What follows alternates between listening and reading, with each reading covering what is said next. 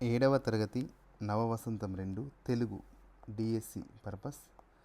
పదాలు అర్థాలు. అంబరం వస్త్రం బట్ట. అంబలి రాగులు అంటే తైదలు, రాగులను తైదలు కూడా అంటారు, దాంతో చేసిన ద్రవహారం. అంతరిక్షం ఆకాశం. అంతరించిపోవు నశించిపోవు. అతిశయోక్తి ఎక్కువ చేసి చెప్పడం. అతివెల చాలా. అదృశ్యం కనిపించకుండా ఉన్నది కనిపించనిది. అద్భుతం ఆశ్చర్యం కలిగించేది. అద్దకం వస్త్రానికి రంగు వేసే విధానం. అనీషం ఎల్లప్పుడూ. అంగీకం అవయవ సంబంధమైనది. అంగీకం అంటే అవయవ సంబంధమైనది. ఆకర్షించు తట్టుకొను. ఆకాంక్ష కోరిక. అలాగే ఆత్మజుడు పుత్రుడు కొడుకు. ఆదరణీయం ఆదరింపదగినది గౌరవింపదగినది. అపాద మస్తకం పాదం నుండి తలదాకా. ఆవాసం ఇల్లు నివాసం. ఈర్ష్య అసూయ ఓర్వలేనితనం కండ్ల మంటతనం. ఉపేక్ష అశ్రద్ధ లెక్క చేయకపోవడం.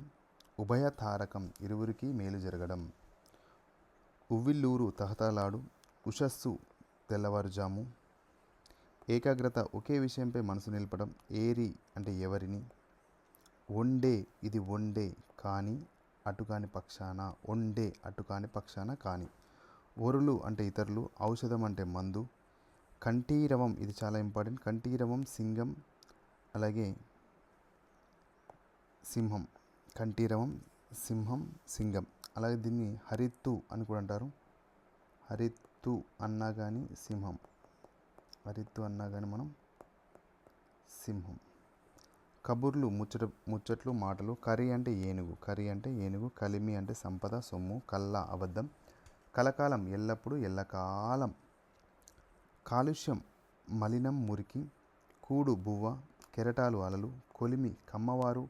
ఇనుమును కాల్చే స్థలం జాగా, దాన్నే కమ్మవారు అలాగే కొలిమి అని అంటాం. కొట్టం అంటే పశువుల పాక చపారం ఇది చాలా ఇంపార్టెంట్. కొట్టం అంటే పశువుల పాక, చపారం అని కూడా అంటారు. కొండ్ర అంటే దున్న సాలు. కొండ్ర అంటే దున్నిన సాలు. కోలాటం అంటే కోలలు పట్టుకొని ఆడే ఆట. గణించు ఎంచి లెక్కపెట్టి.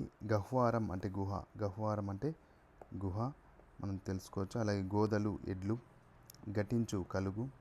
చిద్విలాసం జ్ఞానప్రకాశం. చిల్వ అంటే పాము. కొండ చిలువ లెక్క చిలువ అంటే పాము.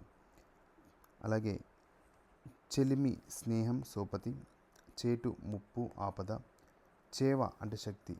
నీ శక్తి ఉన్నంత వరకు, నీ చావ ఉన్నంత వరకు చేయంటాం శక్తి. జడాశయుడు జడమైన మనస్సు కలవాడు. జపమాల జపం చేస్తున్నప్పుడు లెక్కపెట్టే పూసల దండ. జమీందారులు భూస్వాములు కొన్ని గ్రామాలకు ఏలికలు. జిజ్ఞాస తెలుసుకోవాలనే కోరిక. జీవగడ్డ చైతన్యంతో తొణికిసలాడుతున్న భూమి. డొక్క అంటే కడుపు. డొక్కలో తంత అంటాం కదా, కడుపు అంటాము. అలాగే తస్కరులు అంటే దొంగలు. తావి అంటే సువాసన పరిమళం. పువ్వు నుంచి వచ్చే పరిమళం కానీ సువాసన అంటాం, తావి అంటాం. తృణం అంటే గడ్డి. తృష్ణ అంటే కోరిక. తెలిరాతి అంటే తెల్లరాతి. తెహజీబ్ అనే పదం ఉర్దూ పదము. దీన్ని ఏమంటామంటే సంస్కృతి అంటాము. తేటి అంటే తేనెటీగ. త్యజించు అంటే వదిలిపెట్టు విడిచిపెట్టు. అలాగే దానవుడు అంటే రాక్షసుడు. ఇక్కడ దానవుడు అంటే మానవుడు కాదు, రాక్షసుడు అనేది చాలా ఇంపార్టెంట్. దాస్యం బానిసత్వం. దీప్తి కాంతి. దీప్తి అంటే కాంతి. దేవస్థలాలు దేవాలయాలు.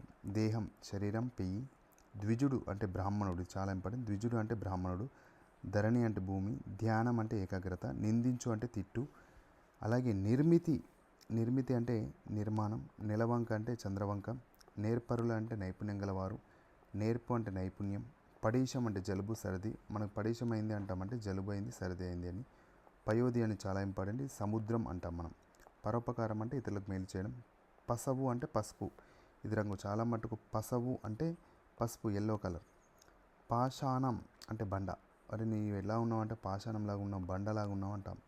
పెండ్యులం అంటే లోలకం తెలుసు. ప్రతిమ అంటే బొమ్మ. ప్రతిష్ట అంటే కీర్తి. ప్రసిద్ధి అంటే ఖ్యాతి. ప్రాంగణం అంటే ముంగిలి వాకిలి. బాదరాయణుడు అంటే వ్యాసుడు తెలుసు కదా. బాదరాయణుడు అంటే వ్యాసుడు, వ్యాస మహర్షి. బంగాలు అంటే అలలు. భయద అంటే భయాన్ని కలిగించేది. మత్స్యకారులు చేపలు పట్టేవారు. మధువు అంటే తేనె. మధువు అనేది తేనె. మనోరంజనం అంటే మనసును సంతోషపెట్టేది. మనోహరం ఇంపైనది చక్కనైనది. మాగాణం అంటే తరిపొలం అనేది తెలుసు కదా. మాగాణం. సింగరేణి మాగాణం అని మనం పాట పాడుకుంటాం. మావులు మామిడి తోటలు. మీను అంటే మీను అంటే చేప, చేపను మనం ఏమంటాం మీను అని అంటాం. ముట్టె అంటే పందిముక్కు పొత్రం, ముట్టె. అలాగే ముప్పు అంటే ప్రమాదం, మేలుకొలుపు అంటే నిద్రలేపు, మైనస అంటే మేని దురద, లుప్తం అంటే లోపించింది, లుప్తం అంటే మనకు లోపించింది. అలాగే ల్యాగ అంటే దూడ, వలగోను అంటే అల్లుకొను, వసుధ అంటే తెలుసు అందరికి భూమి నేల, వక్తం అంటే ముఖం, నీ వక్తం చంద్రబింబం వలె ఉందంటే ముఖం, వాచవి నోటి రుచి, వాలం తోక, వాగ్దానం మాట ఇవ్వడం, విపినం అంటే అడవి. ఇది చాలా ఇంపార్టెంట్. విపినం అడవి అనేది మనం విపినం అని అంటాం. విపినం వీణుల విందు వినడానికి నచ్చిన.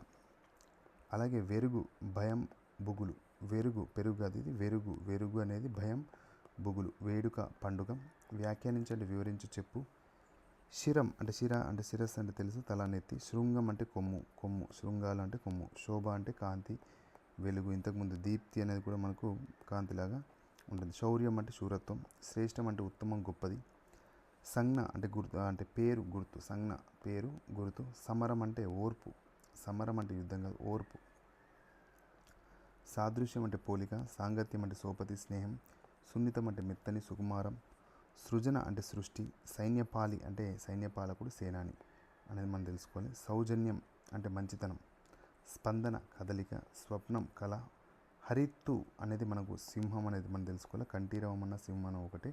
ఇదే అండి 7వ తరగతి అర్థాలు పదాలు మనకు మన యొక్క పదాల గురించి తెలుసుకున్నాం. Thank you.